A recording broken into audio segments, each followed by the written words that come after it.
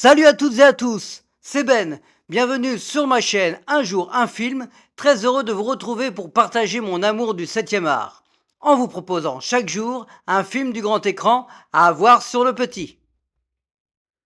Pour cette 4e semaine du mois de juillet, des amis, des amours, des gangsters et bien plus encore.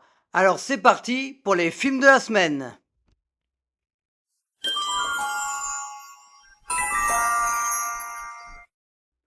Nous irons tous au paradis est un film français datant de 1977, réalisé par Yves Robert avec Jean Rochefort et Claude Brasseur. C'est le retour de nos 4 compères qui vont avoir pour ambition un projet commun. Parallèlement, chacun va devoir gérer ses émotions suite à différents événements. Un bonheur de retrouver notre bande de copains qui, pour ma part, est encore plus réussi que le premier volet, Un éléphant, ça trompe énormément, dont vous pouvez retrouver ma critique sur la vidéo de la semaine du 15 au 21 juillet, plus précisément le 15.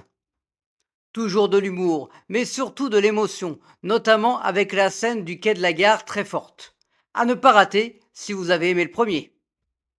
Un troisième film était prévu, mais Jean Rochefort refusa catégoriquement, ce qui entraînera une brouille entre l'acteur et le réalisateur Yves Robert. Nous irons tous au paradis, sur Arte, à 20h55.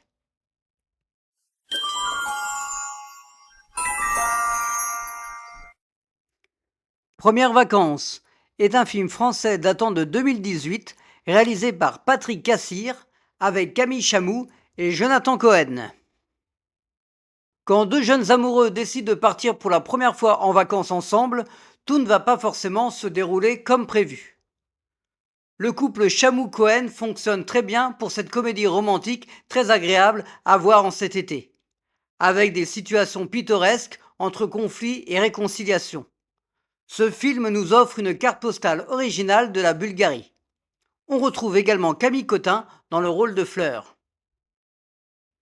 Premières vacances est le premier film de Patrick Cassir qui est en couple avec l'actrice principale Camille Chamou qui a participé au scénario. Ils ont tous les deux puisé sur leur histoire d'amour personnel afin de trouver des idées pour ce long métrage. Premières vacances sur TF1 à 21h10.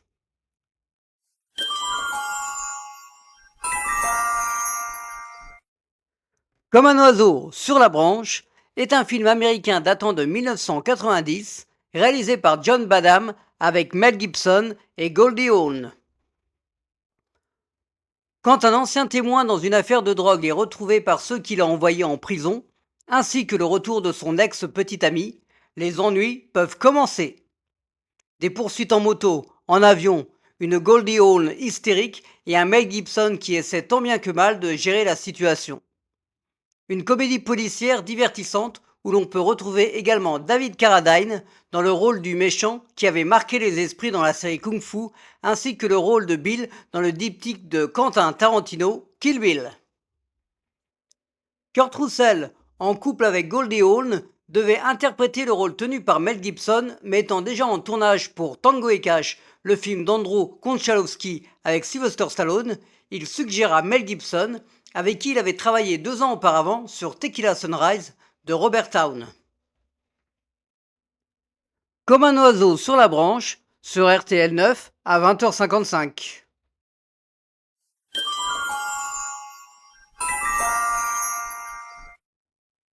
Le Comte de Monte Cristo est un film français datant de 2024, réalisé par Alexandre Delapatelière et Mathieu Delaporte, avec Pierre Ninet et Anaïs de Moustier. Un petit film à voir en salle, que dis-je, un grand film qui a déjà un énorme succès. L'histoire d'Edmond Dantès trahi qui va se venger sous les traits du comte de Monte Cristo. Après les 3 mousquetaires, Alexandre Dumas est de nouveau à l'honneur, avec cette fois-ci une maîtrise par le jeu des acteurs, une réalisation efficace. Malgré une durée de 3 heures, ce film se regarde avec une vraie fluidité, on est embarqué par cette histoire de vengeance. Les deux réalisateurs, Alexandre Delapatelière et Mathieu Delaporte, ont commencé l'écriture du film une fois avoir eu la validation de Pierre Ninet pour incarner Edmond Dantès, considérant à leurs yeux qu'il était l'acteur parfait pour ce rôle. Le Comte de Monte Cristo. À voir en salle.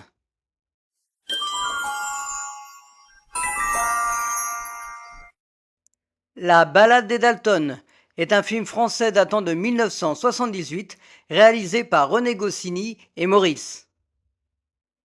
Une aventure avec Lucky Luke et les Dalton sur fond d'héritage et de jurés à éliminer. Ce film d'animation a marqué mon enfance. La musique de Claude Bouling, les voix de Daniel Secaldi, Roger Carrel ou Jacques Balutin, entre autres. Sans oublier Rantanplan et Jolly Jumper faisant partie de l'aventure, ainsi que la fameuse scène de rêve des Dalton se transformant en comédie musicale avec plein de références, est à découvrir. Ce fut le deuxième dessin animé avec Lucky Luke après Daisy Town.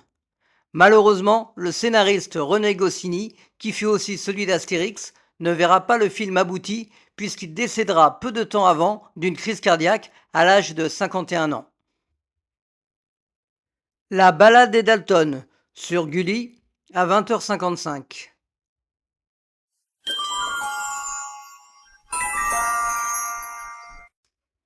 Blown Away est un film américain datant de 1994 réalisé par Stephen Hopkins avec Jeff Bridges et Tommy Lee Jones. Quand un spécialiste du déminage est rattrapé par son passé, sa vie va basculer. Un bon film d'action des années 90. Tommy Lee Jones en vrai méchant qui déstabilise Jeff Bridges en le confrontant à des anciens souvenirs qu'il aurait aimé oublier.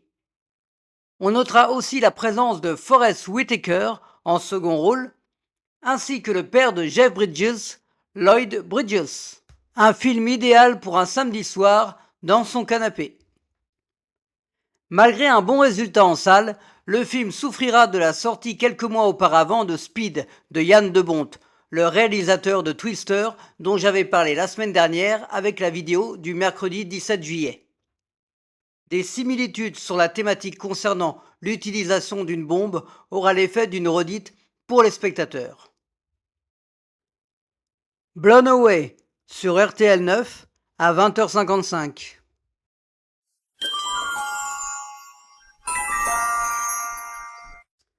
Borsalino est un film franco-italien datant de 1970 réalisé par Jacques Deray avec Alain Delon et Jean-Paul Belmondo. Quand deux jeunes voyous font équipe afin de régner sur Marseille dans les années 30. Le film qui fait rêver à l'époque. Avoir les deux plus grandes stars du cinéma français sur une même affiche. Le rêve devient réalité et c'est très plaisant à voir avec deux personnalités bien différentes, la sobriété de Delon et l'extravagance de Belmondo, nourris par des scènes de bagarre et autres actions, sans oublier la musique de Claude Bouling que j'avais déjà citée vendredi pour la Ballade des Dalton.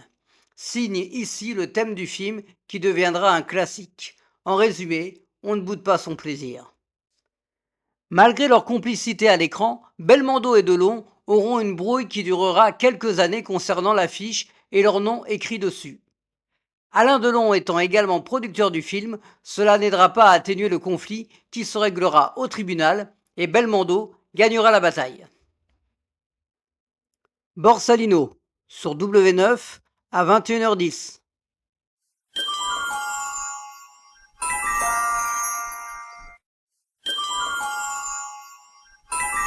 Et oui, mon coup de cœur de la semaine sera Nous irons tous au paradis, que vous pouvez voir dès ce lundi.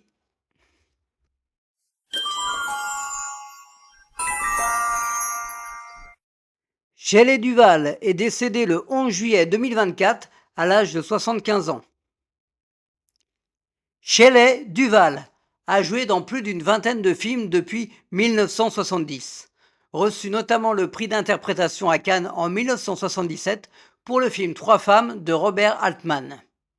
Elle jouera également avec le même réalisateur le rôle d'Olive dans Popeye, où elle incarnera la femme du fameux mangeur d'épinards, interprété par Robin Williams. Et bien entendu, le culte Shining de Stanley Kubrick, d'après le livre de Stephen King, où elle interprète Wendy, la femme de Jack Torrance, qui est jouée par Jack Nicholson. Voilà, C'est tout pour les films de la semaine. À noter qu'à partir du 26 juillet, pour fêter les Jeux Olympiques, je vous proposerai chaque jour pendant cette période des JO un film sur la thématique du sport. D'ailleurs, si vous avez des films à me conseiller, c'est dans les commentaires. Alors n'hésitez pas à vous abonner, à partager, à liker et à commenter. Quant à moi, je vous dis à la semaine prochaine.